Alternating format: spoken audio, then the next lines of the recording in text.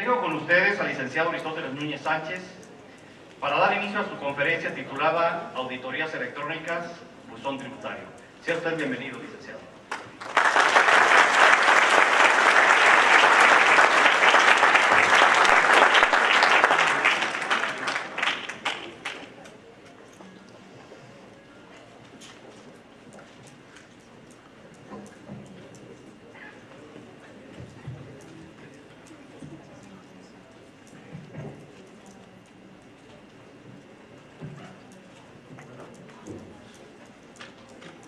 Buenas tardes, ¿cómo están?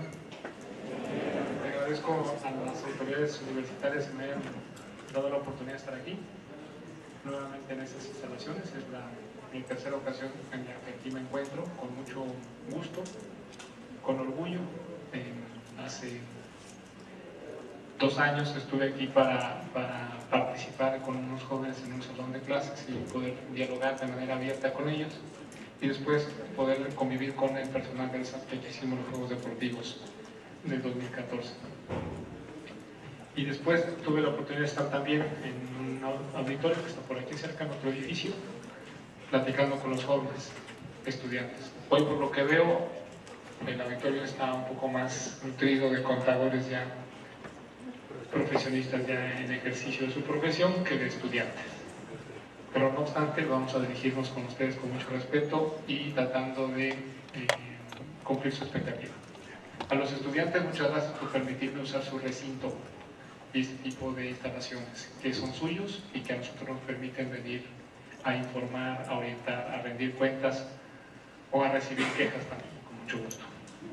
A los contadores públicos, como siempre, mi respeto y mi agradecimiento y reconocimiento por toda esa labor que hacen para aquellos contadores públicos que saben ejercer su profesión con valor y con ética y que ayudan a los contribuyentes al mejor cumplimiento de las obligaciones fiscales en este país.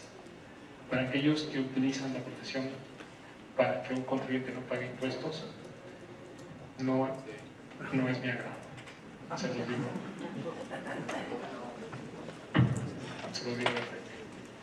Miren, tenemos como título en la conferencia un tema que creo yo que ya nos hemos empezado a normalizar, nos hemos empezado a acostumbrar sobre lo que eso representa, pero todavía nos falta vivirlo en muchos casos, en la contabilidad electrónica, en el buzón tributario y en lo que va a ser la auditoría electrónica o la inspección electrónica.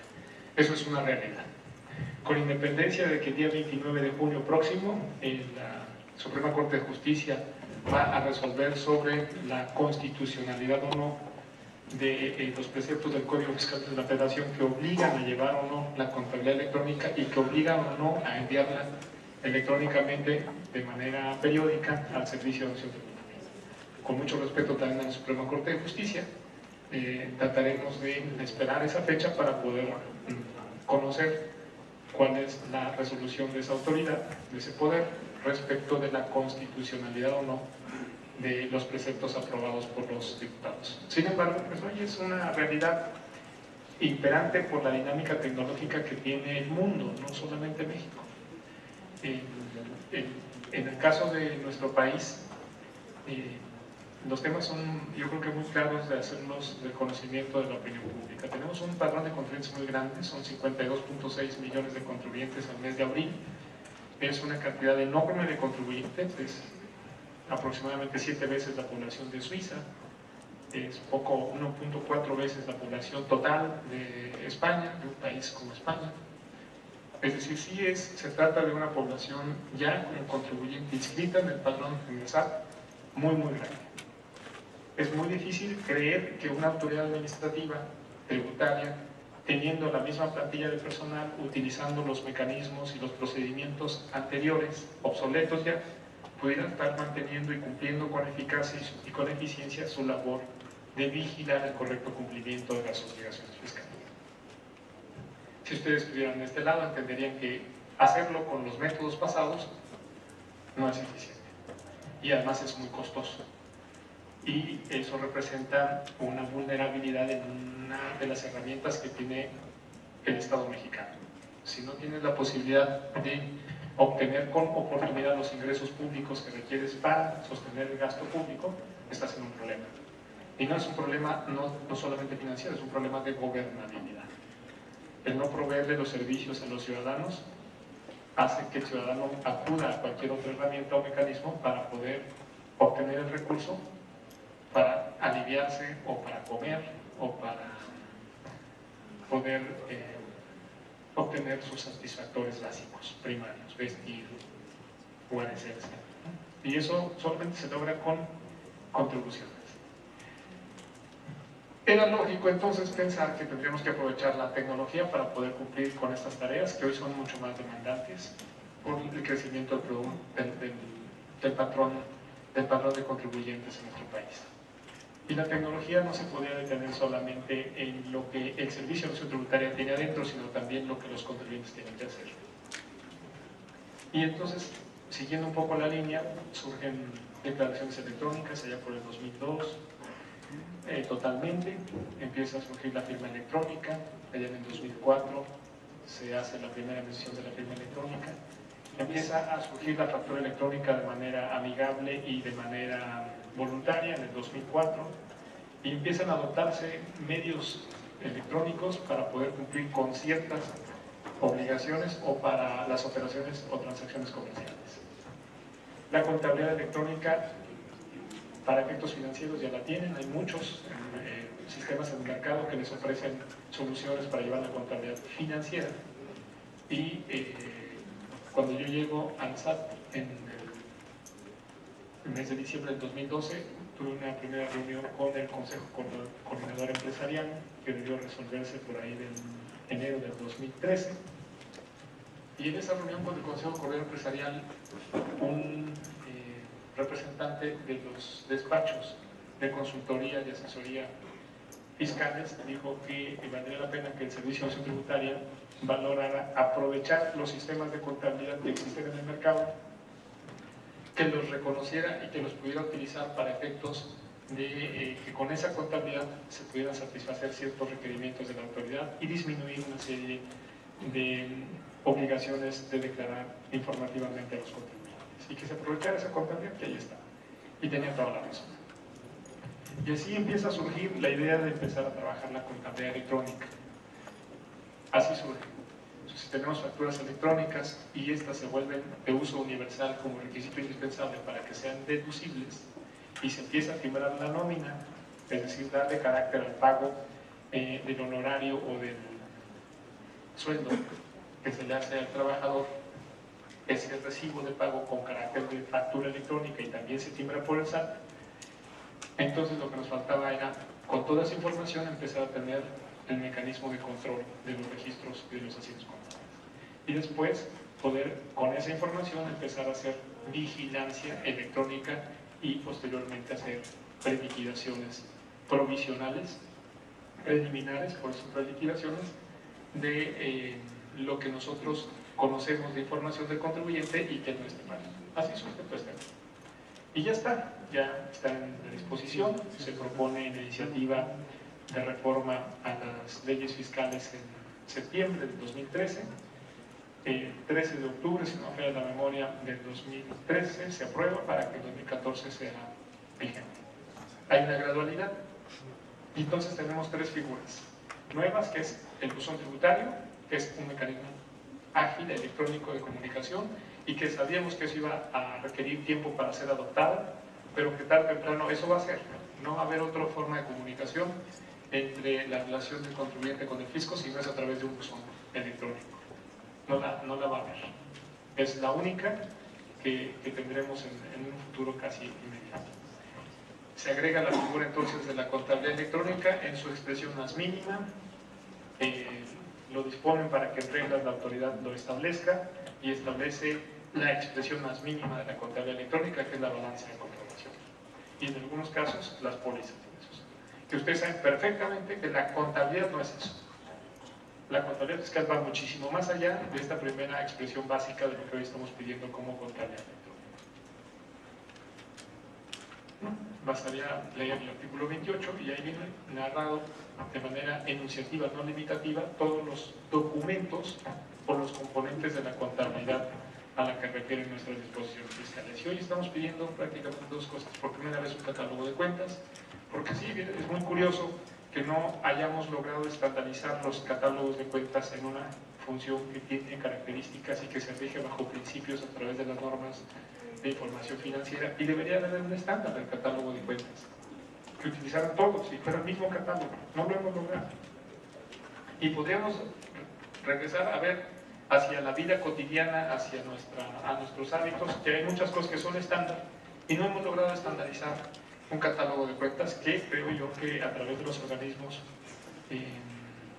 que agremian la contabilidad pública deberían pensar en tener ya un catálogo de cuentas de la contabilidad y que los contadores pudieran sujetarse a un catálogo de cuentas y no cada uno generar un solo catálogo. Entonces tenemos multiplicidad de catálogos con diferente nomenclatura, con diferente clave, pero los conceptos son los mismos y tienen las mismas condiciones y las mismas características, solamente que están en una nomenclatura identificados de manera diferente. Nació entonces la necesidad de tener el catálogo de cuentas. Un catálogo de cuentas que nos pudiera permitir interpretar la información de cada contribuyente sin nos lo van a entregar, si no hubiera sido posible.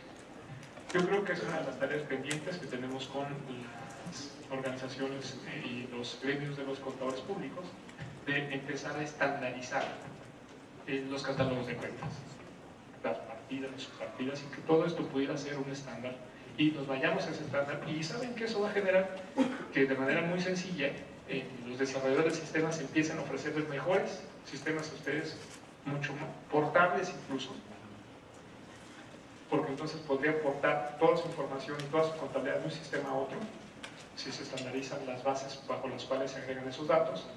Le facilita, por supuesto, al SAT poder rápidamente obtener esa información y a ustedes también incluso hacer portable la contabilidad de un contador a otro contador. Para el contribuyente hay una gran facilidad. Todo es cuestión de querer. Y eso tarde o temprano va a suceder. Eso tarde o temprano va a suceder. Después de esto entonces viene la auditoría electrónica. No la vamos a iniciar en julio. No sé si alguien dijo de mis compañeros que quizás la hacemos un par de meses. No estoy seguro de que sea un par de meses. Las primeras auditorías electrónicas van a salir cuando tengan que salir y cuando estemos listos. No tenemos ni prisa, ni traemos tampoco retraso. Creemos que es una figura que llegó para quedarse hacia adelante, no para empezar a hacer las cosas mal, sino que lo llevemos con calma y en la medida de que tengamos los insumos electrónicos que nos permitan darle certeza en las primeras auditorías, al contribuyente decirme, las primeras auditorías son malísimas, la información no es correcta, no la estás haciendo bien, entonces es un tema de credibilidad. Las primeras auditorías electrónicas tienen que ser creíbles y donde el contribuyente pueda reconocer que la información que le estamos dando es la misma, es un espejo, solo que ahora nos dimos cuenta y que le estamos ofreciendo una alternativa novedosa, tecnológica, en la que le decimos esto es lo que debes o lo que debiste haber pagado, no lo has pagado, aquí está tu línea de captura, haz la tuya y si no, haz la aclaración correspondiente. Y va a cambiar todo ese proceso que hoy tenemos de ir recogiendo mucha información documental que nos hace llenar nuestras oficinas de documentos para poder determinar o liquidar un crédito al final de 12 meses o de 18 meses o a veces hasta de 24 meses. Y vamos a tener una cobertura mayor respecto del comportamiento fiscal de los contribuyentes. Eso llegó para quedarse. Quizá en los siguientes meses o años habrá que afinar muchas de esas figuras jurídicas en las disposiciones. Primera, para poder resolver cualquier percepción o resolución que los propios tribunales pudieran creer que hay un vicio de constitucionalidad o que hay una afectación al contribuyente ciudadano por falta de certeza jurídica o de seguridad económica, etcétera, etcétera. ¿No? Como ha sucedido en muchas de las figuras que tiene el Código Fiscal de la Federación, vamos a tener que trabajar en su perfeccionamiento. Y no dudo que eso suceda también con la contabilidad y con las auditorías y con el uso tributario. Y en el caso del uso tributario, a diferencia de lo que en un principio creíamos que iba a ser muy difícil adoptarlo, hoy traemos casi 1.4 millones de contribuyentes que ya lo adoptaron y ya nos estamos comunicando con ellos. Y además también sabíamos que esa era una figura que iba a nacer muy pronto en el 2014, pero que poderla hacer realidad iba a llevar tiempo. Todos los procesos del SAT tienen que concluir en una ventana de comunicación con el contribuyente ya sea una devolución, ya sea la notificación de un saldo a favor, ya sea la notificación de la no procedencia del saldo a favor, ya sea la notificación de un requerimiento, de un crédito, o cualquier comunicación que el Servicio de Administración Tributaria tenga con el contribuyente vaya. Pero no todos los procesos del SAT estaban listos para dejar ya en el buzón tributario esas notificaciones. Un recurso de revocación en línea que tenga toda esa interacción a través del buzón tributario, incluso algunas otras dependencias públicas que pudieran empezar a usar el buzón tributario. El buzón tributario no es más que un medio de comunicación. Y quizá siga siendo vigente el argumento que dicen muchos legisladores y algunos contribuyentes que en las zonas rurales, donde no hay internet, pues no hay contabilidad electrónica, no hay buzón tributario y difícilmente habría una auditoría electrónica. Sin embargo, en esas zonas rurales donde no hay internet, curiosamente, porque así se dice, sí funciona el WhatsApp y sí funciona el Facebook. Entonces es un tema también de que nos vayamos acostumbrando y romper los paradigmas, digamos, y la tecnología llegó para todo, para lo que me gusta y para lo que no me gusta, para lo que me conviene y para lo que no me conviene, para facilitarme la vida y también para observar la ley, o para complicarla. Entonces, es algo con lo que tenemos que vivir. La contabilidad electrónica hoy entonces es una expresión básica de lo que ustedes saben que es la contabilidad. Nos va a permitir tener consistencia entre sus declaraciones, sus facturas y sus registros, y nos va a permitir facilitar a la autoridad respecto del contribuyente su actuación. Empecemos a identificar a quien no está siendo consistente en sus datos y dejemos de molestar a quien sí lo está haciendo bien. ¿Cuál es el reto de ustedes? Y algunos que aquí veo que son contemporáneos. ¿Y cuál es el reto de nosotros? Que son contemporáneos míos. Que tenemos que adoptar estas nuevas figuras y que tenemos que especializarnos en estas nuevas figuras y que tenemos incluso que pensar más allá de convertirnos solamente en usuarios o sujetos obligados de estas figuras. Y se pueden convertir ustedes en promotores de las figuras, generando incluso una rama de negocio o una unidad de negocio a través de estas figuras. Porque en promedio, no sé, los que son contadores aquí, ¿cuántos clientes tendrán? En el mejor, si son individuales, a lo mejor tienen 10, 11, 12, 15 clientes. Si ya forman parte de una unidad de negocio, quizá puedan tener 100 o 200 clientes. Y quisieran tener más clientes. Por lo menos eso dicen los ingresos, donde sus iguales más o menos dicen que ganan entre 800, 1000, 2000 pesos. Eso es lo que ustedes declaran. Si tienen más, les invito a que hagan las declaraciones correctas. Expidan sus recibos de honorarios a cada cliente para que nosotros podamos ver sus datos y realmente conocer la estadística de cuánto están atendiendo. No es por temas fiscales, es temas de conocer de qué tamaño es el mercado que ustedes atienden. Que quede claro. Miren, pero se puede, con estas herramientas, ustedes pueden atender clientes en Tijuana o pueden atender clientes en Chetumal, porque nosotros vamos a poder hacer auditorías desde un centro de control en cualquier lugar, en cualquier dispositivo, porque tenemos información en la nube. Pues también ustedes pueden servirle al contribuyente, a su cliente, desde cualquier punto. Y eso lo tienen que empezar a ofrecer ustedes, porque esa oportunidad hoy ya se tiene, de decir, oye, yo te puedo empezar a llevar tu contabilidad desde acá.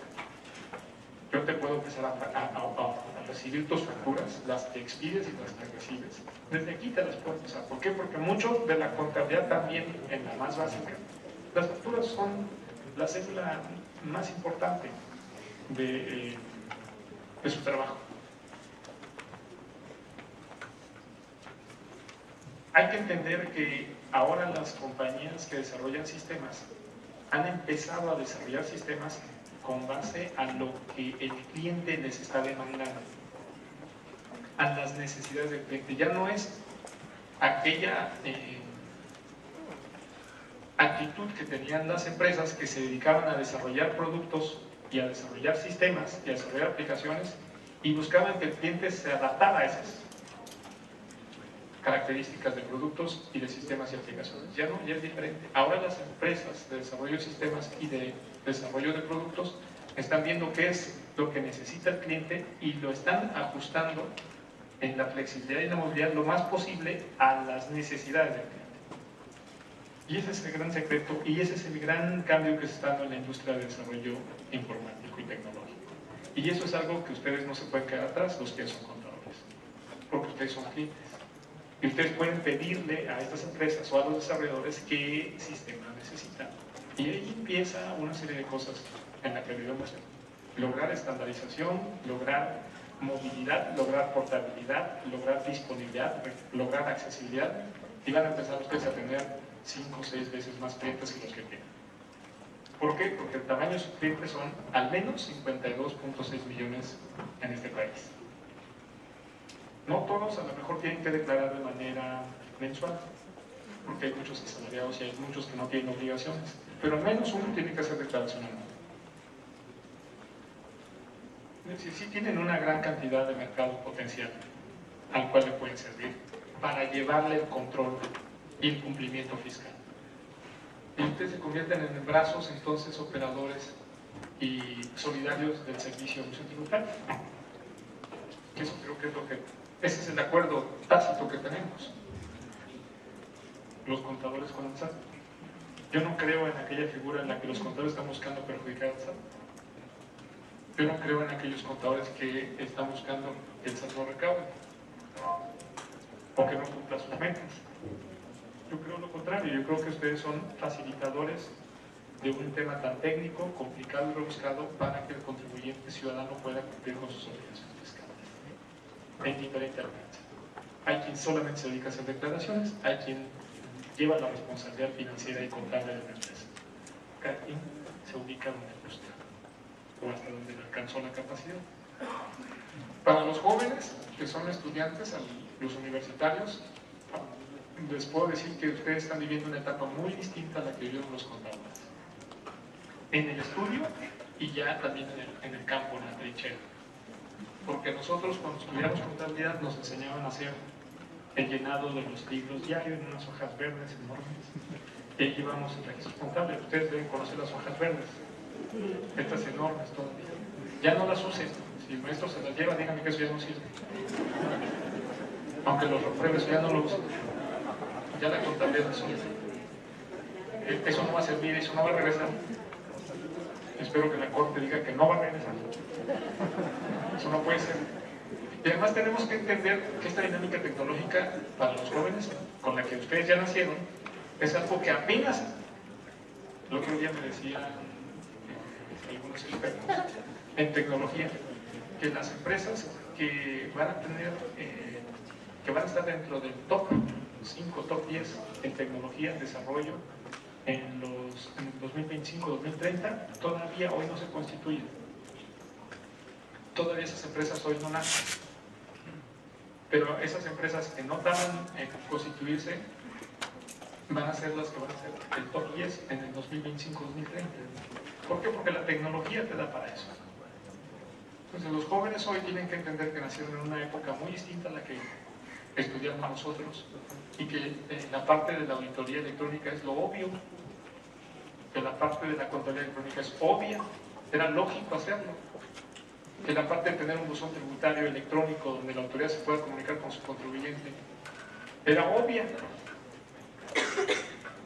El otro día le comentaba ya a mis compañeros en la notificación de estrados, porque hasta hace poco se modificó el Código Fiscal de la Federación para que, siendo 34, si no lo localizas, lo notificas por estrados. Una auditoría, por ejemplo. Y el estrado se quedó en 67 oficinas de auditoría fiscal que tenemos en el país, cuando este país tiene pues, un poco más de 22,000 localidades. Pues, como donde también están asentados contribuyentes. ¿Cómo el contribuyente podría ir a conocer un estrado si nada más están 67 puntos? Y regularmente lo ponemos en el estado de la jurisdicción donde se encuentra domiciliado el contribuyente. Entonces, para que él adivine, vaya y vea, sí, aquí estoy, ya no está 15 días hábiles. Pero ese era el mecanismo y yo le preguntaba a mis compañeros, oiga, ¿por qué son 15 días hábiles que debe estar en el estado una notificación de una orden de auditoría? Porque haya tiempo suficiente y el contribuyente la pueda conocer. No, por sus traslados, por sus visitas, 15 días hábiles. porque como no lo localizamos en su lugar, pues lo debemos dejar por lo menos 15 días. Esa figura de la notificación por el Estado es una figura, yo creo que de los primeros 50 años del siglo pasado. Ya no puede ser así. Se modificó el Código Fiscal y entonces dices, publicas por estados, pero también en un estrado del portal electrónico. Desde donde estés, salvo que no te quieres dar por notificado, tú puedes entrar al portal y puedes ver las notificaciones por estados, publicas en el portal del SAT. Y lo que hoy queremos hacer es dejar de utilizar las figuras y utilizar el buzón tributario. Porque son otros tiempos. Porque el Estado tenía un sentido hace tiempo. El edicto tenía un sentido. ¿Quién? El edicto era un cuadrito en el periódico. En el periódico. Pues que levante la mano de los que tienen menos de 30 años aquí que todavía lee un periódico en papel. Ninguno. Quiten los edictos ya entonces. ¿Por qué? Porque ya pasó de moda eso. Entonces, hoy ustedes dirían, ¿a poco notifican así? Pues sí. Así era la notificación en el pasado, porque no teníamos la tecnología que hoy tenemos. Y hoy la tecnología nos dice que era lógico y obvio tener un buzón tributario, donde pudiéramos notificar al contribuyente información de la autoridad relacionada con un asunto jurídico, con un acto jurídico. Bueno, esa época les toca a los jóvenes universitarios y hoy, con la facilidad con la que ven ustedes cómo se vive en su hábito y en su casa, así tiene que ver cómo se tiene que vivir en la contabilidad de las empresas. Y hacer la vida más sencilla para el fisco y para los contribuyentes. Que ustedes al final son facilitadores.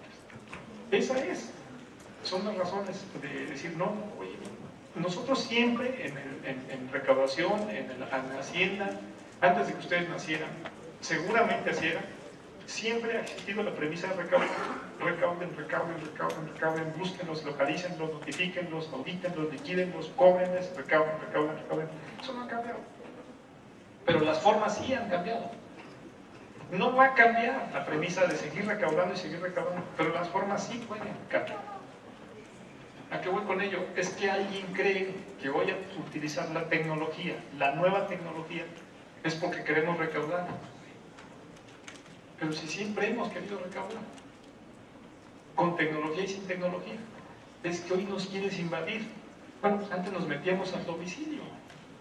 ¿Qué más invasión que meternos al domicilio? En horas hábiles. Es cierto. Si nosotros regresáramos un poco, vamos a adelantarnos por allá del 2050, donde ya no va a haber visitas domiciliarias, donde ya no va a haber auditorías, donde ya difícilmente haríamos una orden física presencial para cumplimentar algún acto de autoridad. Imagínense que a alguien se le ocurriera en aquella fecha decir, vamos a modificar el marco jurídico y vamos a invadir el domicilio de los ciudadanos, ¿no? Para ver sus bienes, para ver su televisión, para ver su cama, para ver su estufa, para ver su lavadora. Uno diría, ¿pero por qué? No permito, pues vas a atentar contra mis derechos. Pues fíjense que la invasión de la privacidad en el domicilio está en la Constitución, en el artículo 16. ¿Por qué? Porque es un marco jurídico, se creó hace 100 años. El último, 99. La promulgación de la Constitución que hoy es vigente. ¿Por qué? Pues porque no había tecnología. Porque muchos de los libros se tenían en los domicilios. Hoy los libros los tienen en los domicilios, algunos ni los tienen.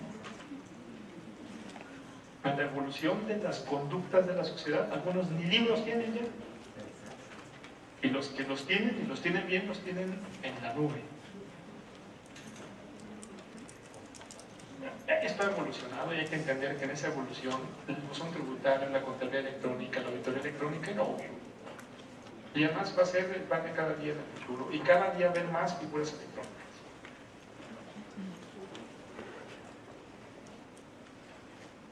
Como todos estamos de acuerdo, levantemos la voz y digamos a la Suprema Corte de Justicia que venga la contabilidad electrónica y que venga la obligación, no de enviarla cada mes, sino diario.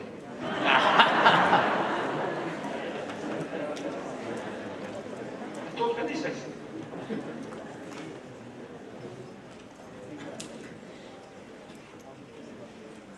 Porque saben que así va a ser, aunque se rían.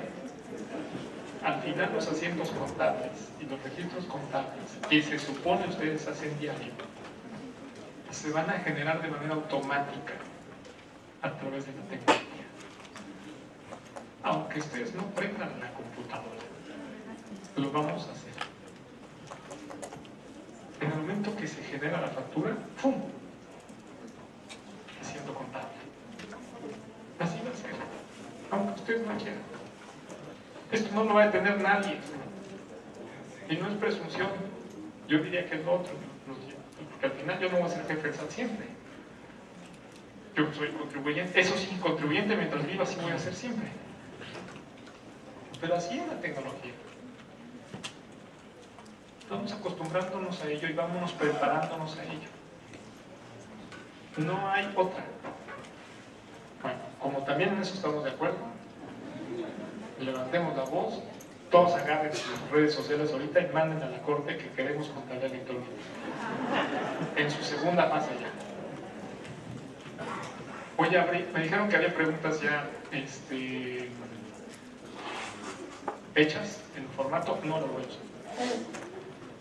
Esas, si ya las hicieron, ya las mandaron, ya las entregaron, se las voy a contestar por correo o se las contesto por preguntas frecuentes en el portal. Y las preguntas que ahorita tengan de lo que acabo de decir o de sus dudas, de sus quejas, se las voy a contestar abiertamente. Entonces vamos a darnos un tiempo para poder tener un diálogo abierto. Las otras preguntas ya están hechas, no las he visto, pero se las voy a contestar después. Ahorita por favor que les pasen el micrófono y que quiera tomar la palabra, con mucho gusto lo hago. Bien. Buenas tardes. Buenas. Una pregunta. ¿Por qué aumentan el ISR a los contribuyentes que siempre han pagado impuestos, sueldos y salarios 35%, dividendos 10%? ¿No sería mejor aumentar el IVA para que todos paguen igual y disminuir el ISR? Y así los contribuyentes que no estuvieran dados de alta contribuirían al gasto público. Sí, es cierto. Sí, sí, es mejor.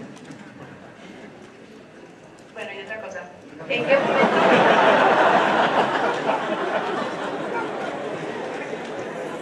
¿En qué momento el SAT dejará de solicitar información que ya obra en su poder?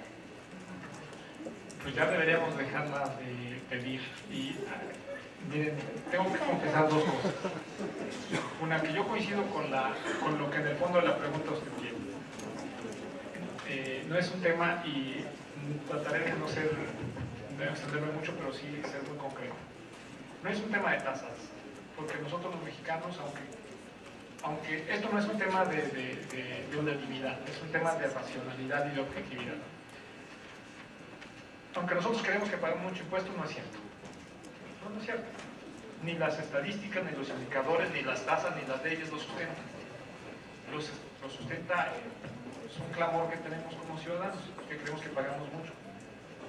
Miren, no es para causar risa, no pagamos muchos impuestos, ganamos poco, que es diferente.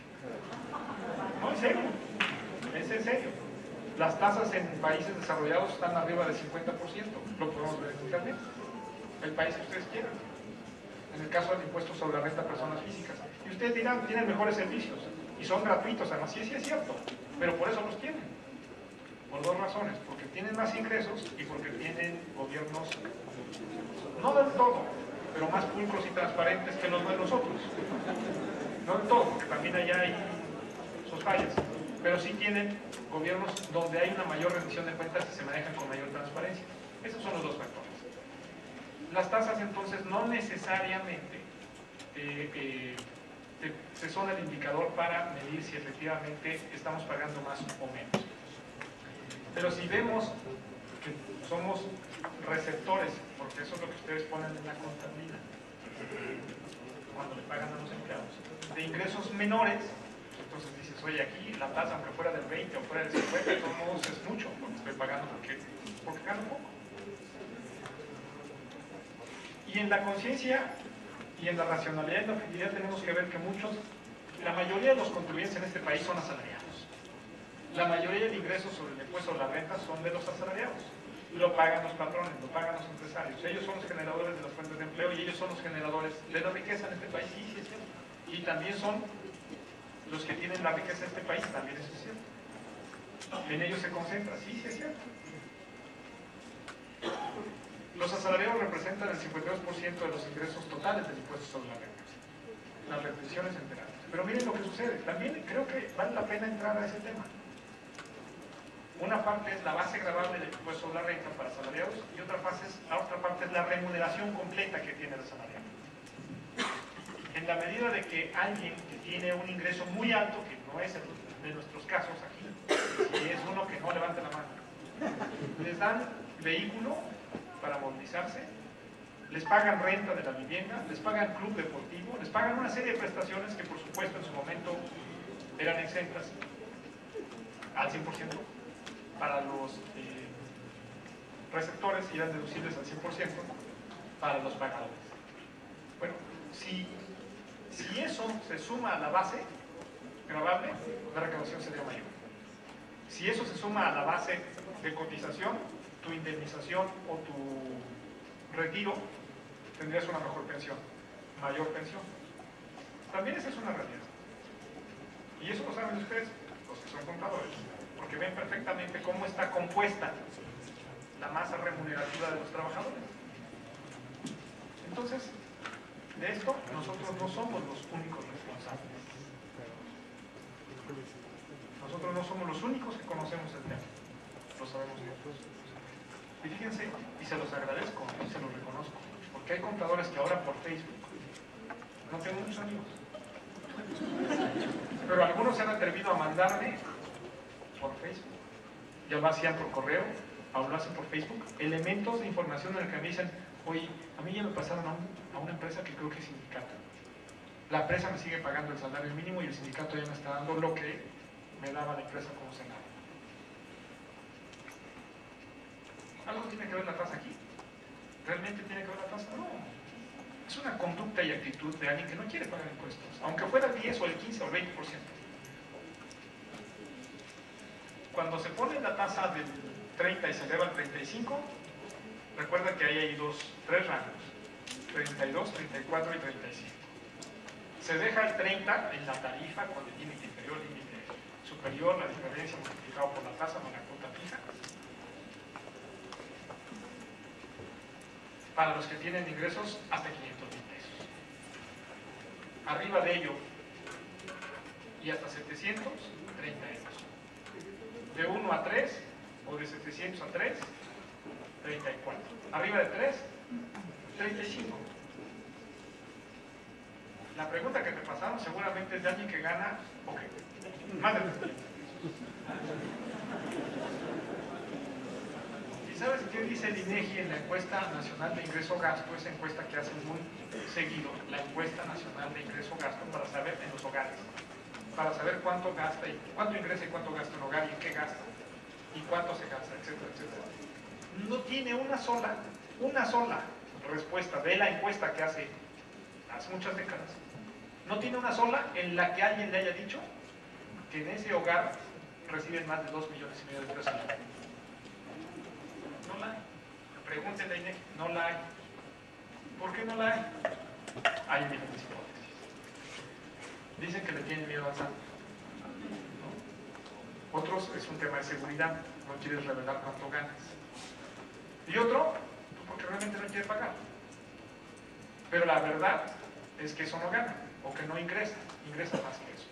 INEGI empieza a revisar que sus encuestas tienen información errónea cuando le empezamos a dar la información de las declaraciones anuales. Sí, se la estamos dando. Oye, ¿eso no es violar el secreto bancario? ¿El secreto fiscal? No. Revista el 69, se la puedo dar anonimizada. No le digo que es de ustedes. No le doy nombres, pero sí le digo cuánto están declarando. Y ya se dieron cuenta de que esto no coincide con las encuestas, no coincide.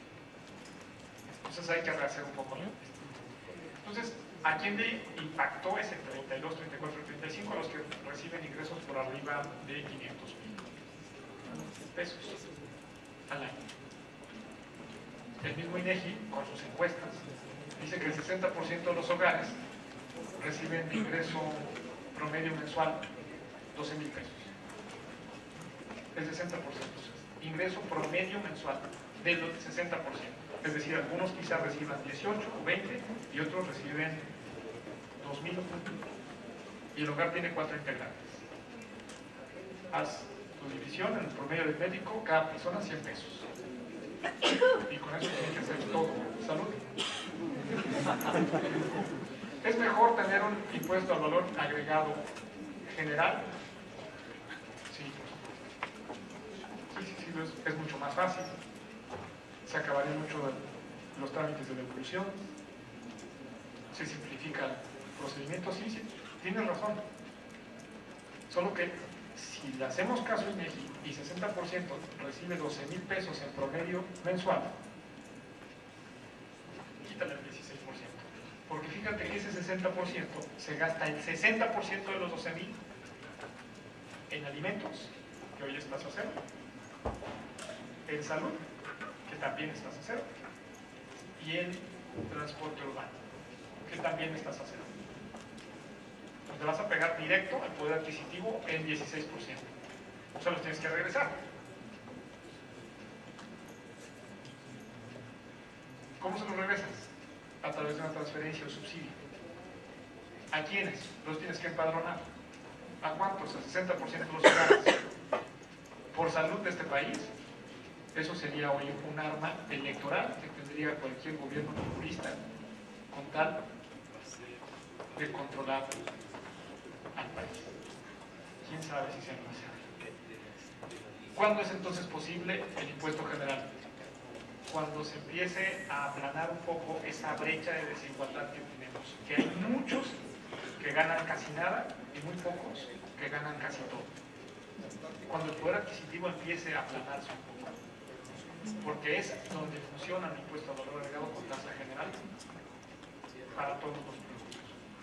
Mientras tanto, y en tanto exista esa debilidad o vulnerabilidad como sociedad de que todos lo quieren ver con matiz político electoral, es un gran riesgo. ¿Otra pregunta? Bueno, sí, yo decía, pues si ya no nos veo, ¿sí le seguimos? Sí. Muchísimas gracias.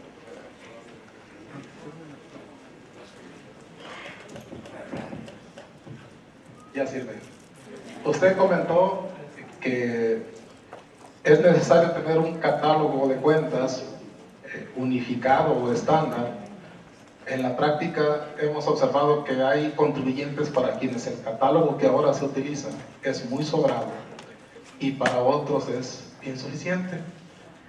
Por otro lado, el envío de la contabilidad electrónica mes a mes, desde mi particular punto de vista, es una carga administrativa importante para los contribuyentes, dado que ustedes como autoridad al día tienen los ingresos y egresos de los contribuyentes mismos, independientemente de que sea constitucional o no constitucional.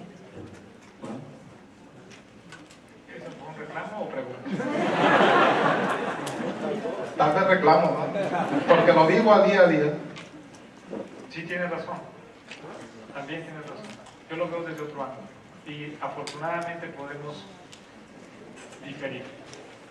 ¿Por qué lo veo desde otro ángulo? Porque pues me imagino que tus balanzas de comprobación las sigue siendo en papel. No. Lo único que les pedimos es que esas balanzas que siguen haciendo y que las hacen mensual, porque eso dice su contabilidad y a eso se rigen sus normas de información financiera, es que las pongan en un archivo XML. Y le hemos pedido a proveedores terceros que nos ayuden a desarrollar aplicaciones que nos permitan migrar de sus sistemas actuales u hojas de cálculo a un XML. Y una vez que sea XML, enviarlo. Pues no es más una carga administrativa, porque eso ya lo hacían. Lo único que queremos es aprovechar ahora las características tecnológicas para poderlo precisamente hacer útil. Ya lo hacían, no lo enviaron. Ahora lo hacen, lo tienen que formalizar o formatear en un XML y enviar. Eso no quita también un poco el fondo de tu reclamo. Por ejemplo, ustedes ya tienen muchos de los ingresos, ya tienen las facturas y todo. Sí, sí es cierto. Sí es cierto. Y si tú me dijeras, oye, ¿hacia dónde va el tema? Es que yo creo que al rato, en unos años más, el generador de la contabilidad electrónica va a ser precisamente la institución o los terceros que nos ayuden a aprovechar toda la información de las facturas para generar la contabilidad. Hacia allá va. Simplemente, ¿en qué momento estamos? En la transición. ¿Se vale tener transición? En la vida, en las instituciones, en los países, en todo hay transiciones. Nada pasó de sopetón, solo hay transición y esta es una de ellas. Aquí más. Buenas tardes. ¿Cómo considera usted el servicio que brinda el SAT, sinceramente? Esa es una trampa. Bien. Yo te diría que insuficiente. Si reviso un poco en retrospectiva al SAT, yo te diría modernizado. Comparado con lo... Es que tú todavía no nacías y nosotros hacíamos trámites, híjole, complicadísimos. Aquí algunos compañeros se deben de acordar del HRFC1. Era una hoja que no tenía ningún patrón en un papelillo, que los hacíamos firmar, que firmaban como querían. Comparado con esa época, es un servicio muy moderno. Comparado con otras dependencias del gobierno, híjole, los llevamos como 10 cuadras adelante. Comparado con lo que hoy la tecnología nos permitiría hacer, vamos muy atrasados. Pero esto es de dos, de autoridad y también de contribuyente. Y nos tardamos en aprender que entre los dos podía haber terceros, intermediarios, facilitadores, que tienen recursos, que tienen ingenio, que tienen creatividad, que no tienen límite en desarrollar soluciones informáticas y que hoy pueden ofrecer, al igual que el SAT, aplicaciones que permitan facilitar el cumplimiento fiscal al contribuyente. Nos tardamos en un paradigma equivocado de las autoridades en abrirle a los terceros, por supuesto regulados y certificados, toda esta nueva industria en la cual ellos podrían servir al ciudadano. El ejemplo más claro son los proveedores autorizados en certificación. Esos PACs hoy son terceros facilitadores. El SAT no podría tener 5.500 millones de facturas electrónicas como en el 2015, si no hubiera sido a través de 77, 76 terceros particulares que han invertido y que hoy facilitan al contribuyente la generación y el timbrado de esas facturas electrónicas. Y lo tenemos que hacer para declaraciones, y lo tenemos que hacer para trámites, y lo tenemos que hacer para la contabilidad, también lo tenemos que hacer. Yo creo en una autocrítica que ha sido insuficiente. Por eso cuando ustedes terminen la carrera ya los esperamos, para que nos ayuden a diseñar un nuevo SAT y los nuevos servicios. ¿Alguna otra pregunta? En el caso de los asalariados, siempre se ha habido muy afectada. No la veo. Ya la vi. En el caso de los asalariados, siempre se ha visto muy afectado en cuestión de impuestos. No nada más en eso. O sea, es la mayoría. O sea, que el porcentaje más fuerte que se ve afectado el empleado. Se dice a la empresa, ahora vas a pagar tanto de impuestos, pero ¿sabes qué? Donde te voy a pasar a perjudicar es en la nómina, porque la nómina cada día te la hago más complicada, que si los vales de despensa graban en esta forma, que si el tiempo extra en esta otra forma, que si el fondo de ahorro te lo voy a hacer deducible en esta forma. La previsión social siempre ha sido un caso, digamos, complicado en la nómina. Y quien se ve perjudicado mayormente es el empleado. ¿Por qué se crean esos famosos sindicatos en mi punto de observador? Es porque al contribuyente le dicen, ¿sabes qué? Ahora todo lo que le pagues al empleado, todos estos exentos, nada más te voy a hacer deducible esta parte. Entonces, el contribuyente pues busca la forma. Yo veo en mi larga carrera No profesional, contribuyente, busca. ajá, en mi larga carrera profesional siempre se va el SAT con los ya cautivos. Yo voy a un negocio, compro unos blancos y está lleno de señoras ahí comprando hasta de 10,000, 20,000, 30,000 pesos y no se da factura. Entonces yo digo, bueno, todos estos negocios que están evadiendo impuestos, ¿por qué el SAT no se va, ahora sí que como dice por ahí un libro, ¿quién se robó mi queso?, a buscar el quesito por otro lado? O sea, porque siempre es a lo conocido, a lo conocido. O sea, la evasión se da altamente. ¿Y quién es el que está pagando siempre el impuesto? Quien menos tiene, el asalariado, el empleado. ¿Por qué? Porque el patrón le va a decir, ¿sabes qué? Ya no se te puede pagar así. O sea, te la voy a complicar, te voy a dar un vale de despensa con un monedero. Te voy a dar un vale de comida con un monedero, porque si no, no es deducible. El empleado dice, es que yo quiero el dinero, porque yo distribuyo mi gasto en esta forma. Esos 20 pesos que cobra, pues los distribuyen en cierta forma. Entonces, si se lo dan en vales, en tarjetas electrónicas, se tienen que ir a un centro comercial donde les va a costar más caro, menos les alcanza.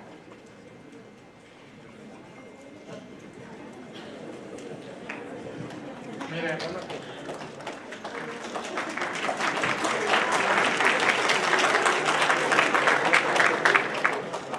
¿usted es contadora? ¿Tiene clientes? ¿No?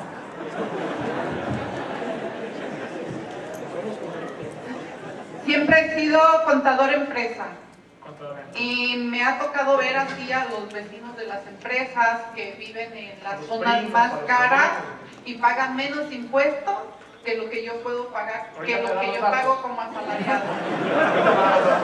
Mire, también no le puedo negar la razón que usted tiene. Y también creo un poquito parafraseando las preguntas de que qué es mejor. Es muy sencillo, Yo creo, partiendo de los principios, el principio de la generalidad tributaria dice que no debe haber exenciones. Incluso lo dice la Constitución, que las exenciones deberían estar no permitidas. ¿No? Así lo dice. Y ahorita les busco la película, lo dice. Pero también, en su momento, la Corte o los ministros han sustentado que las exenciones o los tratamientos fiscales especiales tienen que entender que no todos los actores o ciudadanos en una economía o en un país tienen las mismas capacidades de contribuir. Y en ese sentido, entonces, para los que no tienen esas capacidades, tienes que considerar esos tratamientos fiscales. Pero más allá de esa parte utópica literaria, yo lo que creo es que podríamos resolverlo de manera muy sencilla.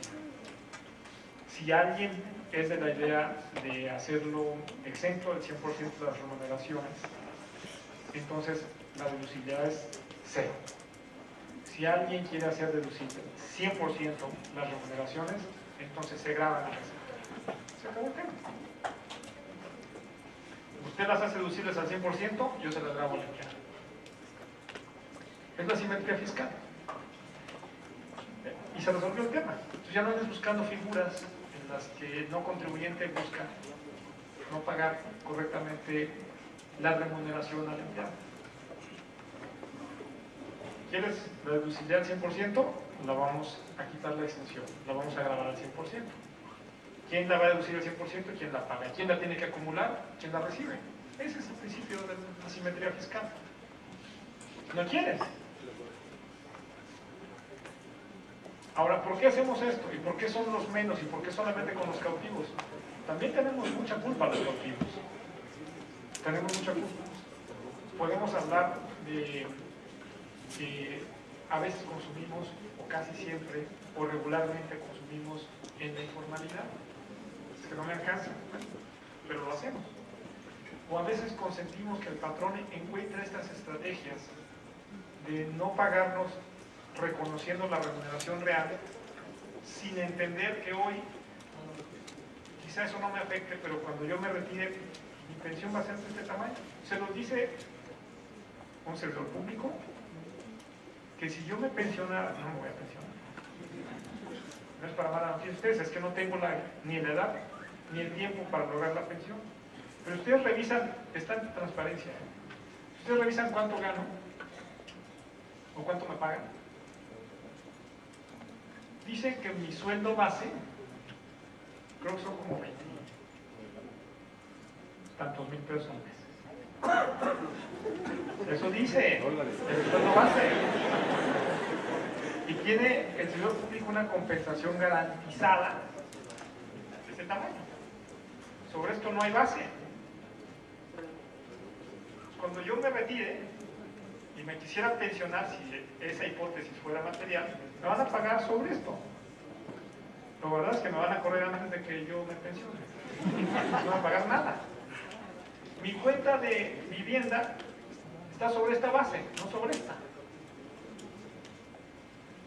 Mi indemnización, si yo quisiera demandar a la autoridad por un despido injustificado, sería sobre esta base, no sobre esta. Así es. ¿Ah, ustedes son abogados? Ah, bueno. ¿Ustedes me ayudan con lo otro? Ya está. Entonces, pero así se planea la cosa. No se vale. Páguenme todo en un salario integrado y quítenme el 35% de todo. Y la recaudación va a subir. Y a nosotros nos facilita las cosas. Y los sindicatos son recaudan. Y también esas facturadoras o dispersoras y pagadoras que hoy existen. Ese es el tema. Pero ¿quién tiene que promoverlo? Pues nosotros. No podemos consentirlo. ¿Alguna otra pregunta? Abogado. Yo. Buenas tardes. Con la contabilidad electrónica se habla de eficientar la información y que se debe de hacer por medio de la tecnología, que no hay de otra. Que hay que modernizarnos, yo lo comprendo. Pero la realidad es que el país, yo hablo también por mí y pues por muchas personas, que somos la clase media, las medianas y pequeñas empresas, que somos las que sostenemos al país y no estamos todavía preparados para tanto cambio que se está, pues ojalá, y tanta información en la que nos debemos estar apoyando. Yo ahorita me refiero que se debe de pagar desarrolladores, PAC, y ellos cobran excesivamente su servicio y a veces nosotros no tenemos dinero para de veras estar haciendo eso. Y sí quisiera pues que se viera de qué manera nos pueden ayudar. Le agradezco mucho. Bueno, mire, déjame, le voy a decir cuál es mi edad, usted me dice si está abajo o arriba. Bueno, nomás dígame si está abajo. O no me diga nada. Porque es un dato sensible en términos de la ley de protección de datos personales. Eso dicen los abogados. Pero yo tengo 46 años. Le voy a platicar. Yo llegué al Politécnico para estudiar licenciatura en 1987, sí. Algunas chicas aquí no habían nacido. En el 87 yo llegué a estudiar. Había laboratorio de computación. Sí había esa materia, laboratorio de computación. Quiero decirle que entonces hasta la prepa nunca había tenido, hasta la prepa, que son, en el 87 tenía 18 años, no había tenido yo contacto, cuando terminé la prepa a los 18, no había tenido yo contacto con una computadora. ¿Está bien? Ah, bueno, somos de la edad. Entonces, yo iba al laboratorio de computación, una vez a la semana nos permitía, porque éramos, y seguimos siendo muchos en el Politécnico. Una vez a la semana, los jueves, a las 11, era la hora en la que yo podía apartar, y entonces yo iba, y me daban media hora para poder yo estar en el laboratorio de computación, porque éramos muchos. Entonces, si hay economistas aquí, la ley de la oferta y la demanda. Si hay muchos, reduces el tiempo aquí. Entonces llegué a la computadora, llegaba yo a la computadora invariablemente los jueves. La prendía y me tardaba entre 3 y 4 minutos en que encendiera. Abrir la aplicación, que en ese entonces era WordStar y era Lotus, y empezaba el hardware graphics. No es cierto, antes de dejarlo. Para que abriera la aplicación se tardaba como otros 3 o 4 minutos. Para que yo empezara a teclear con 2 dedos, porque no aprendí a teclear con todos, no obstante que estudié mecanografía en la secundaria. Entonces me tardaba un poco en hacer una hoja de texto. Imprimirla me tardaba como, si era blanco y negro, porque no había otras, me tardaba como 3 minutos. Si me atrevía a hacer algo de color, eran como 10, si era mucho. Esa era mi contacto con la tecnología. Entonces, prácticamente tiempo real de uso de computadora, de escritorio, grande, total, era uso real como 10 minutos. Una vez a la semana. Esa es la generación. Esa es la generación hoy que hoy está teniendo la obligación de cumplir con el envío de la contabilidad electrónica. Va muy rápido esto, rapidísimo. Las niñas que están aquí, los niños que están aquí, que tienen menos de 21 años, nacieron con la computadora y no tuvieron que ir a meterse a una lista para que les permitieran tener el uso de 10 minutos reales a la semana en la computadora. Bueno, su compañera de al lado me está grabando desde que llegué.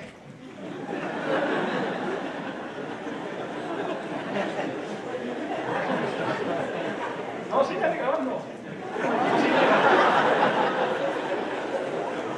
Ya ven cómo sí la tecnología la podemos adoptar. Le invito a que la adoptemos. Levantemos la mano y digamos a la corte, venga la contabilidad.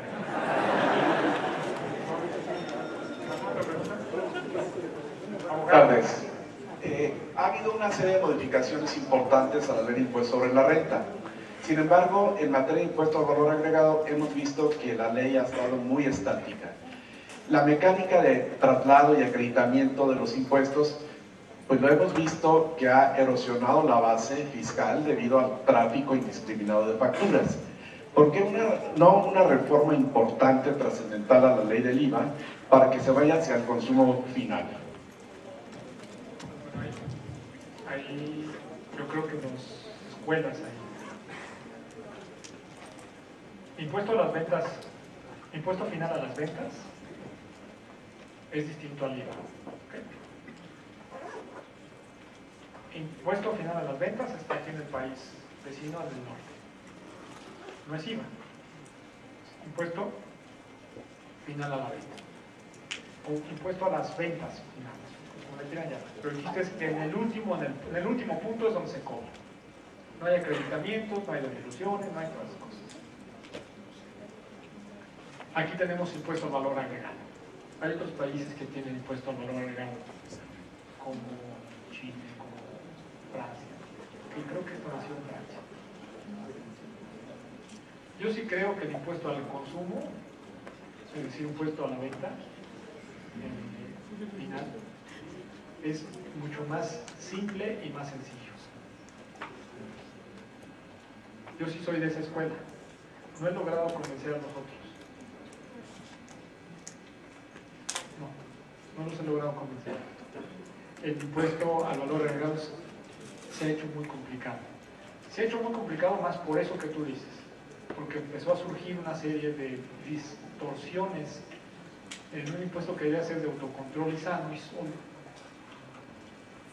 y que hoy nos haría pensar en si un impuesto a la venta final es más atractivo que el impuesto al valor agregado. Ahora, también siendo sensatos, no todas las recetas de otros países funcionan aquí. Porque aquí es muy común decir con IVA o sin IVA, con factura o sin factura. Entonces a lo mejor al rato no recaudamos nada. Abogado. Gracias. No puedes hacer patrocinio aquí de tu despacho ni nada de eso. Muy bien. Coincido con el hecho de que la tecnología llegó para quedarse y que tenemos que usar en nuestro beneficio el tema de los medios electrónicos. Por supuesto que como abogado tomo en consideración la parte de seguridad jurídica y de información, y a lo mejor por eso no salgo corriendo a decir que la Corte diga que sí a la contabilidad electrónica. Pero más que la contabilidad electrónica, quizás la preocupación mayúscula del sector jurídico tiene que ver con el tema de certeza y transparencia en la información. Tal y como lo comentó, consideramos que estos intentos que se están haciendo de poder sistematizar tanto la revisión como la rendición de cuentas por parte de los contribuyentes tiene un factor sano, pero también tiene un riesgo implícito. No tiene a la mano, a su alcance, toda la información que el fisco pudiera tener también para poder valorar la sana actuación de la autoridad. ¿Qué preocupa? La discrecionalidad con la que se están tomando muchas decisiones y la reversión de la carga de la prueba que le están haciendo al contribuyente. Oye, yo considero que pareció esto te lo digo en base a mis sistemas, todavía no sé cuáles sistemas, ¿sí? Y te doy 5, 10, 15 días para que me desvirtúes lo que a tu derecho convenga. Si no, sostendrá lo establecido por la autoridad. Eso tiene un sesgo de inseguridad muy importante. Creo que esa es en la parte en la que como autoridad hacendaria se tiene una oportunidad de mejorar, transparentar, convertir este vehículo de comunicación, buzón tributario, en un verdadero portal ciudadano, un portal tributario en el que el particular tenga acceso a la información que existe tanto de su lado como por parte del Servicio de Administración Tributaria. Así va a ser, así va a ser. No de todo, porque aquí, al final sí hay un factor de percepción de riesgo que tenemos que cuidar. Sí, por supuesto, el factor de percepción de riesgo es el que mueve conductas. Entonces, sí, la intención de eso, hacer un portal individual, ya no es el portal grandotote donde no todos llevan comercio exterior, donde no todos tienen parte relacionada, donde no todos son empresas, donde no todos tienen actividad profesional, o no todos tienen actividad empresarial, etc. Hay que, en un término que regularmente a lo mejor se entiende mejor, pero no es mejor usado, por cuidar nuestro español, hay que customizar el portal a cada contribuyente. Y hacia allá va, es un tema también de tiempo. Sí, te digo que ya he visto yo los proyectos y los betas de lo que va a ser eso, y donde van a ustedes a tener los favoritos, decir, oye, yo quiero que me informes sobre esto. De todas las 500 hojas de tu resolución, esos son los temas que me interesan y es lo que tiene que aparecer en mi portal. Por tu perfil te vamos a dar una primera batería de información. Si eres asalariado, solamente lo que tiene que ver con el si eres actividad profesional, lo que tiene que ver con el si tienes actividad empresarial, porque si tienes mixto, ahí tú más cosas. Y tú vas a ir agregando, quitando, agregando. Porque al final todo es una estructura de datos. Y también vamos a empezar a poner tu fotografía, la que tenemos del lado de la piel. Y también vamos a utilizar tus huellas dactilares para que te firmes. Así va a ir. Y también te vamos a poner tu gráfica de tus pagos comparados con el año anterior. Y también te vamos a poner tu gráfica en la línea de lo que creemos que debiste haber pagado y no lo que estás pagando. Y te vamos a poner la fecha en la que presentaste la declaración y cuándo era la fecha de vencimiento. Todo eso va a estar. Sí, me suena. Algunas otras cosas ya no.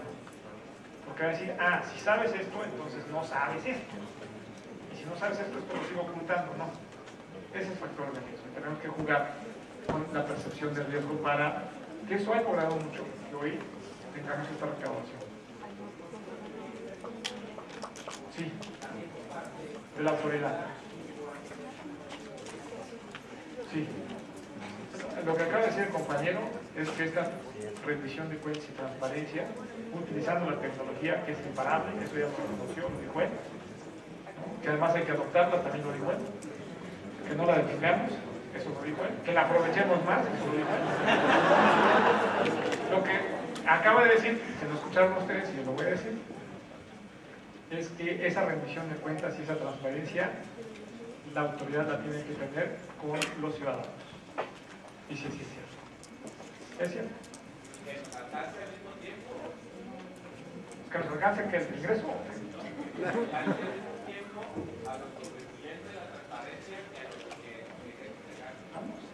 Así como les pido que les mandemos ahorita un mensaje a la Corte, pues vamos a mandárselos a los compañeros de egresos, particularmente también a los de los estados, para que digan, oiga, señor, queremos transparencia. Y yo los mando también aquí, no tengo problema. Entonces, ustedes deben ser un poco sensibles. Miren, como yo soy sensible con ustedes. Yo he reconocido, y hoy lo vuelvo a hacer públicamente, que cobrar impuestos es más difícil que pagar. Porque ahí dicen, es muy difícil pagar impuestos, pero es más difícil cobrarlos. Y más con estos argumentos. Imagínense ustedes ir a cobrar impuestos, cuando a uno le pueden decir efectivamente, fácilmente, ¿para qué? ¿Para que se lo roben? ¿Para que hagan corrupción? ¿Para que se lo gasten mal, en el mejor de los casos? ¿No? Sí, sí es difícil cobrar impuestos. Pero también quiero decirles que el artículo 31, fracción cuarta, señor abogado, no trae esas cosas. Para el contribuyente. Sí tenemos que tener mucho más condiciones y obligaciones para las autoridades, para que rindan cuentas. Y miren, está de moda. No solo es declarar nosotros cuánto ganamos o qué patrimonio tenemos, o si tenemos conflicto de interés. No solo es eso. Es verdaderamente tener una actitud de servicio y de pulcritud. Esa es la esencia del tema. Que los instrumentos a lo mejor hay que también modificarlos para que podamos garantizar que los servidores públicos y las autoridades hablamos con propiedad y no con vergüenza, y que actuamos con transparencia y no con corrupción. Y eso pues es una deuda que tenemos pendiente con ustedes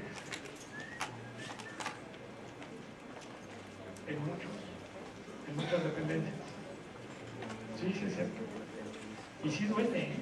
Porque cobrar impuestos y venir en la cara, cuando dicen, pues, si yo fuera débil ya me hubiera ido, como tengo. Pero no, sigo teniendo el espíritu de creer que esto puede cambiar. Esto, ellos no.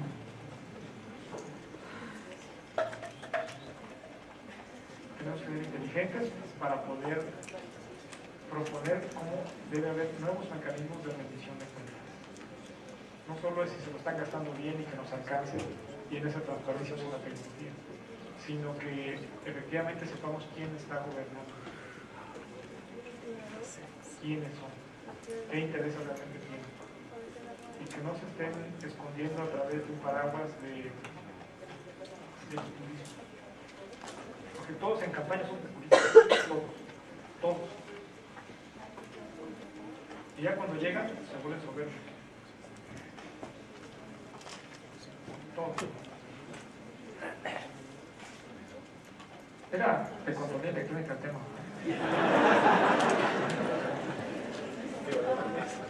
¿Otra pregunta? Buenas tardes. Pues me dicen, ¿nos van a cobrar el auditorio una hora más, está bien? Dos preguntas más. En la práctica resulta que proveedores están cancelando facturas y no están notificando al cliente. Pregunta, ¿es viable que yo mediante aclaraciones mes a mes esté subiendo al portal de ustedes y notificándole a los proveedores que están haciendo eso, protección mía y poder hacer la deducción? Dos comentarios rescato del público.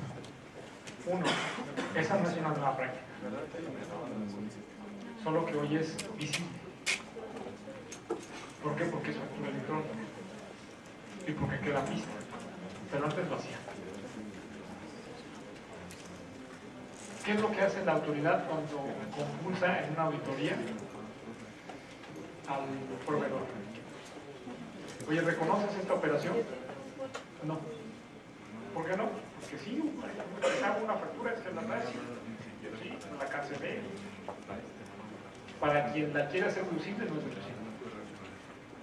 Para quien quiera acreditar día pagado, no es acreditar. Eso ya era antes. Y eso ahora. Iba a ser mañana y va a ser siempre. Lo que hoy sucedió es que hoy es visible. Y entonces la autoridad se da cuenta de si el emisor canceló la factura o no y el actos también bien. Pero el hecho ya sucedió. Hoy es visible. ¿Qué es lo que estamos haciendo? A mí me han dicho que en mayo, voy a preguntar cuándo, vamos a liberar un mecanismo en el que ustedes, receptores de las vaya en dos tiempos. Los receptores de las facturas van a recibir una notificación en el momento que esté cancelado. Hoy hemos estado mandando información a través de buzón diciendo, oye, estos ya se cancelaron, y traemos incluso ahí como 70 millones de facturas canceladas desde que se universalizó el uso de la factura electrónica en 2014. Entonces nuestro siguiente paso es notificarte casi en línea cuando él esté cancelado. El segundo paso, y que para eso tenemos que cuidar mucho el marco jurídico, es que no la va a poder cancelar si tú no lo autorizas. Todos dicen que sí, ¿verdad? Cuando uno propone algo en iniciativa, luego dicen, no, pues ¿cómo? Ese es un tema entre particulares. Luego los abogados agarran brecha ahí. Pero hacia allá va, es un tema de tiempo. Lo que quiero decir es, otra vez la tecnología viene a hacer visible, trazable y empieza a ofrecer soluciones para que no se vean afectados los intereses del cliente respecto a su proveedor. Es un tema de tiempo. Otra pregunta, ¿allá?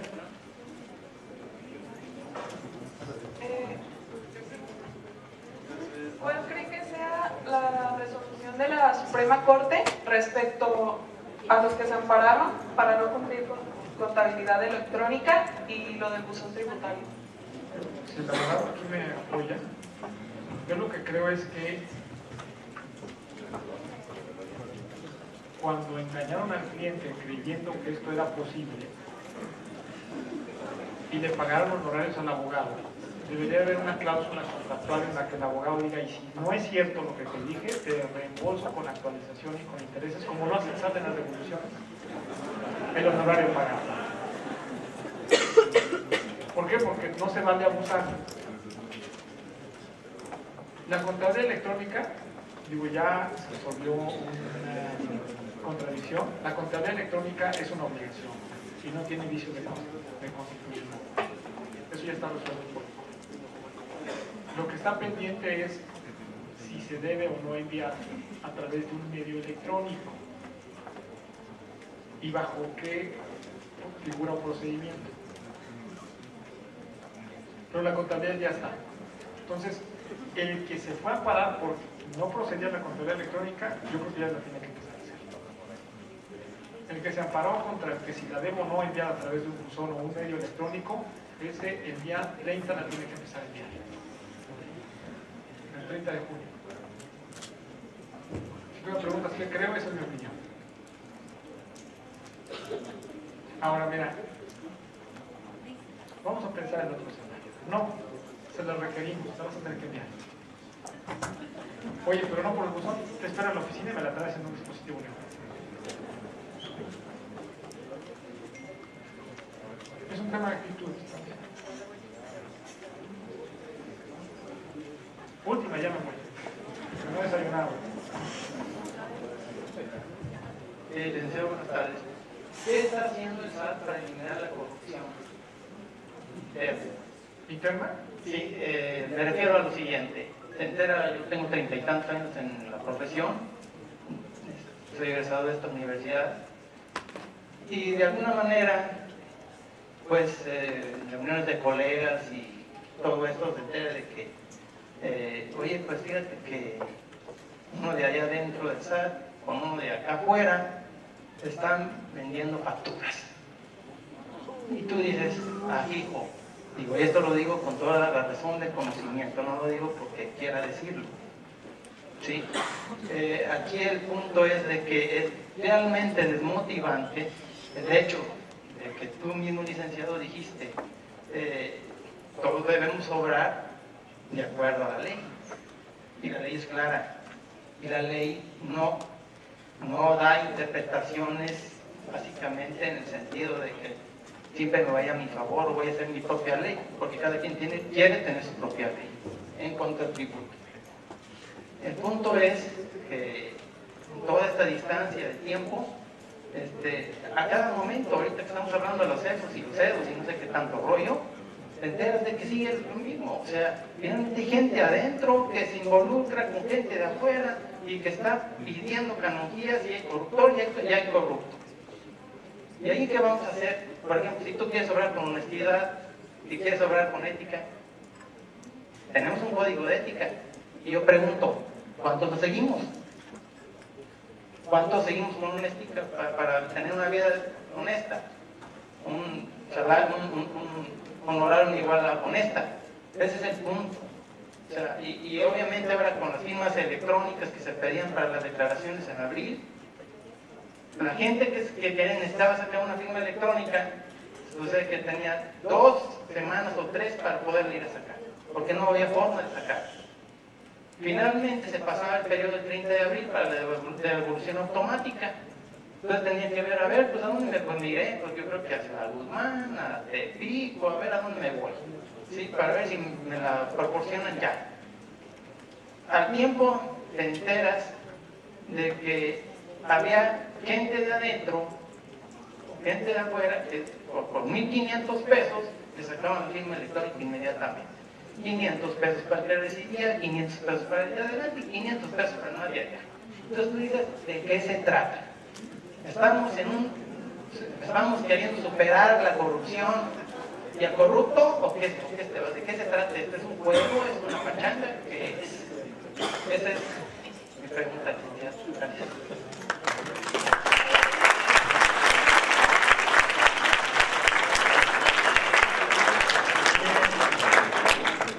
También decirte la razón. Me está viendo una señora por ahí. Se les viene a dar la razón, porque la tiene. No estamos exentos de tener servidores públicos que tengan vicios de corrupción y cinismo y que hagan quedar mal a la institución que les da de comer. Quizá de vestirnos y de sus autos, porque se lo sacan con la corrupción. Pero mira, el SAT ha trabajado en diferentes frentes en temas de anticorrupción. La tecnología no solo la hemos utilizado hacia afuera, también hacia adentro. Para quien, por ejemplo, hoy consulta sistemas y bases de datos, lo hace a través de su firma electrónica. Nos ha costado llevarlo a ese grado total, pero poco a poco lo hemos ido logrando, porque había legados en los que, si no eran en una base, en una plataforma homogénea de software y de hardware, cada quien tenía su usuario y cada tenía su password, y entonces para cada aplicación había un usuario y había una palabra secreta. Lo estamos llevando a una sola plataforma para que cuando entres a esa plataforma, de acuerdo a los permisos que tú tienes, puedas consultar información siendo servidor público respecto de tus funciones, pero para poder consultar tienes que hacer uso de tu firma electrónica. Y entonces sí sabemos quién usó, qué consultó, cuándo lo consultó, en qué equipo lo consultó, y ya vamos. Desde esas cosas hasta temas, por ejemplo, de comercio exterior. Si alguien permite que pase un camión, no hizo el mecanismo de la esclusa o del semáforo, etcétera, etcétera. Y este tipo de, en medio de este tipo de cosas donde alguien de adentro, porque eso que tú dijiste, esa es la definición de corrupción. Es la confrontación de intereses de uno con otro para lograr algo indebido. Había mucho, no sé, y ustedes me lo tienen que decir, como ahorita tú me das algunos elementos, el de que desde adentro había quien podía o filtrar información o coadyuvar o agilizar una devolución. Y tenía afuera un despacho que era su espejo para poder corromper a un contribuyente que tenía pendiente una devolución. Cuando yo llegué fue la primera queja que tuve. Lo que hicimos, todavía no concluye, pero ya está en ese proceso estamos, es hacer trazable el procedimiento de las devoluciones. Y ustedes dicen, ¿qué significa eso? Yo quiero saber quiénes intervienen en el procedimiento de la devolución, desde que se recibe hasta que se autoriza o se rechaza. ¿En qué tiempos? ¿Con qué características y condiciones? ¿En dónde? Para poder nosotros identificar con esa trazabilidad y el contribuyente pueda ver en qué trámite o en qué parte de la línea de producción o línea de autorización se encuentra su solicitud de devolución. Y no se ha engañado. Si su solicitud ya entró, ya se recibió, está en este proceso, así va. Y quien tenga acceso a ello, sea el servidor público responsable de la autorización o el contribuyente de la expectativa. Al mismo tiempo trabajamos en otro esquema que pusimos hace poco en marcha y que no ha sido todavía muy socorrido por ustedes. Porque además también lo tenemos en piloto, la devolución automática de IVA. Con tu declaración, con tu patrón de comportamiento hacia atrás y con alrededor de 37 reglas de riesgos de cada contribuyente, de acuerdo a las bases de datos y los sistemas que tenemos, te la devolvemos 5 días después de presentada tu declaración si has cumplido con todos los requisitos, sin mediar solicitud. Pues ya ni siquiera vas a entrar al canal de trazabilidad, te la devolvemos. Hemos devuelto todavía muy pocas, porque pusimos ciertas condiciones para poder calibrar nuestro sistema. Hemos devuelto todavía muy pocas, pero hacia allá va. Otra vez la tecnología nos permite hacerlo. Respecto de si alguien vendía citas o no para poder sacar la firma electrónica, yo quiero poner en contexto el tema. En abril hubo un desbordamiento de solicitud de renovación de firma electrónica o de la obtención de la firma electrónica. Podemos analizar la causa. ¿Por qué? ¿Por qué en abril? ¿Por qué no en marzo? ¿Por qué al anual? ¿De quién? De las personas físicas. ¿Por qué? Porque no la tenían. ¿Por qué no la tenían? Porque nunca habían declarado. O porque no era requisito para declarar. Pues fíjese que tampoco. Sigue siendo requisito para declarar la IL. Salvo cuando tienes un saldo a favor arriba de 10,000 pesos. Pero para pagar no necesitas firma. Era para cuando tenías un saldo a favor arriba de 10,000 pesos. El promedio del saldo a favor devuelto a más de 2,050,000 contribuyentes que llevamos a la fecha es de alrededor de 7,463 pesos. Hemos devuelto un poquito más de 15,000 millones de pesos. La estadística nos permite hoy hacer unas mediciones. ¿Quién nunca había declarado? ¿Quién nunca lo había hecho con fiel? Fíjense que un buen número de ellos sí tenía la clave de su contraseña o su fiel, que también eso llevó a desbordar el tema. Solo que la tenía a través de su contador. O de que le hacía las declaraciones, que a lo mejor no era su contador. Cuando empieza a correrse la comunicación de que el SAT está devolviendo principalmente a las personas físicas y lo está haciendo muy rápido, muchos levantan la mano y yo quiero declarar. La iguala de 800 pesos promedio para hacer tu declaración. La mayoría de los nuevos que estaban presentando la declaración, su saldo a favor no era de 7,000, era entre 2,000 y 3,000 pesos. No quisieron pagar los 800, y qué bueno. Quiero hacer la declaración yo y que tú me ayudes a que me tarde. Porque no le voy a dar 800 pesos a un gestor. Cuando me dicen que hoy la declaración es muy sencilla, y sí es muy sencilla. Pues fíjense que ellos no requerían la firma, pero sí requerían la contraseña.